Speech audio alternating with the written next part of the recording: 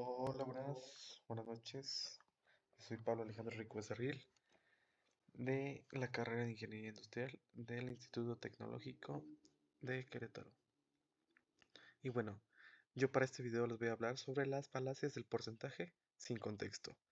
Es un tema que tocamos sobre la clase y a mí la verdad me llamó mucho la, el tema en sí, ya que podemos hasta cierto punto se pueden malinterpretar los datos dependiendo de muchos factores que a continuación vamos a tocar. Por ejemplo, ¿qué es la falacia del porcentaje sin contexto?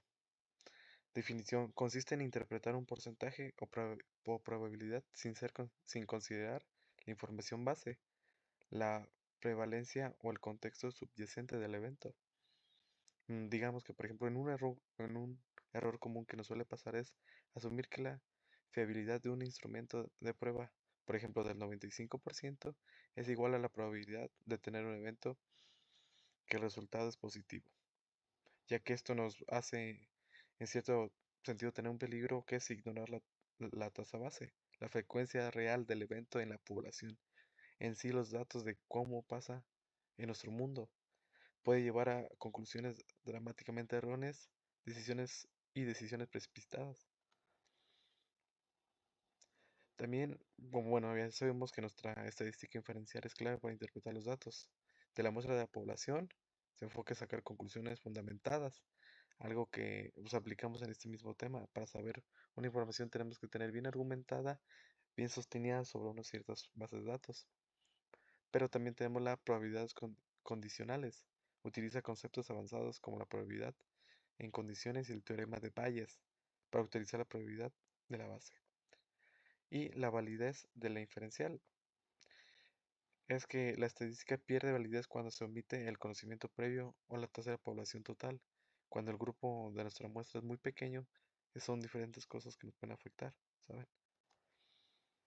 Un ejemplo que podemos aplicar a nuestra vida día a día y que podemos ver en lo mismo es que consideremos que el siguiente escenario para un test de detección de alcohol en conductores.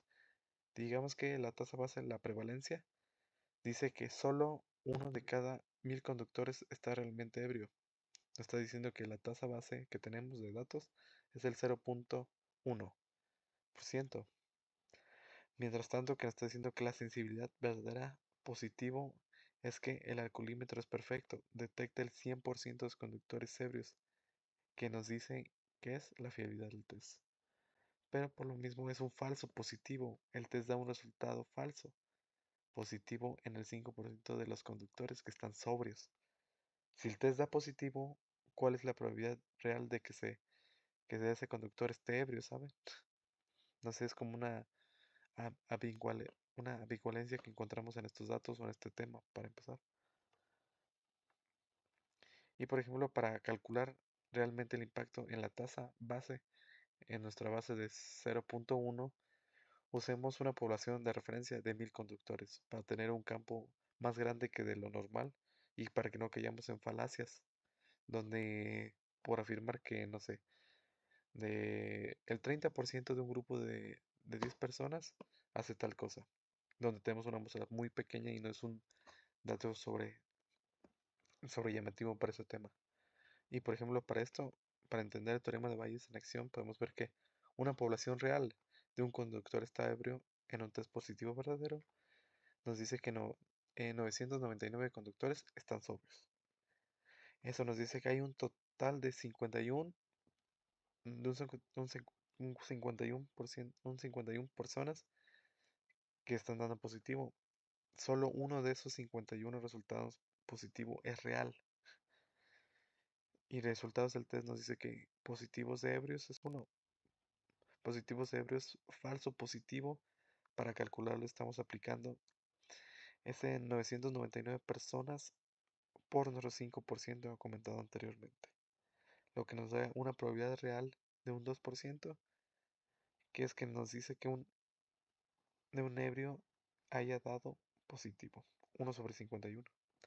La falacia se produce al asumir erróneamente que la probabilidad era del 100%, la fiabilidad que tenemos del test, que creo a más de uno nos lo han hecho. Las consecuencias de la falacia nos dice la disparidad en la confianza y la probabilidad, que es asumir de forma inmensa y tiene implicaciones serias, ya que es el error de las creencias, cree que la probabilidad de ebrio es cercana al 100%, es una confianza en el test.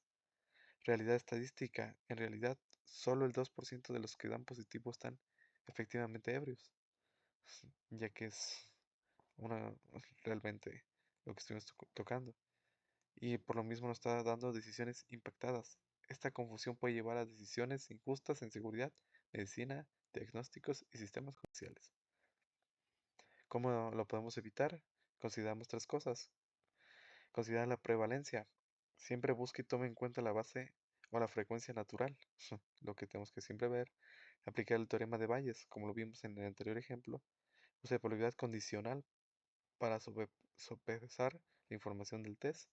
Y por último, pedir contexto estadístico. Cuestione siempre los números presentados que tenemos. Nuestra fiabilidad hay que cuestionarla siempre.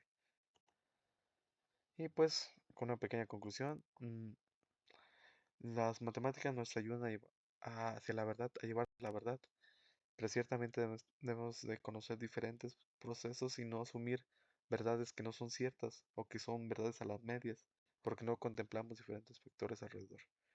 Bueno, espero que le haya gustado. Por mi parte es todo. Muchas gracias, profesor.